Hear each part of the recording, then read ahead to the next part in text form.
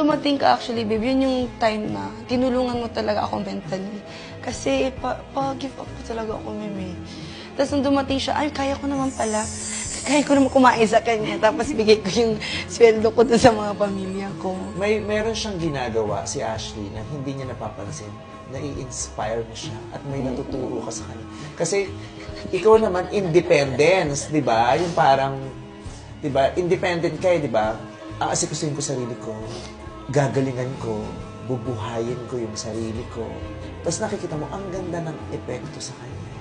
Kasi maraming pagkakataon talaga yung pag may binubuhay kang iba, tapos pinipilit mong gawin lahat para mabuhay sila, a part of you dies. While wanting for someone else to live, a part of you dies.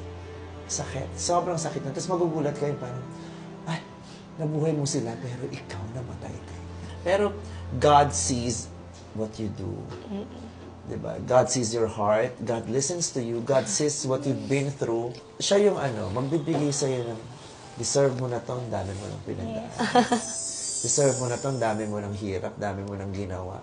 Kasi Ash, di ba, blessing sa'yo, di ba? Kasi may mga leksyon na hindi lang basta sa eskwelahan makukuha. Makukuha mo yun sa pakikitungo sa ibang tao. Sa mga taong hindi mo masyado pang kilala.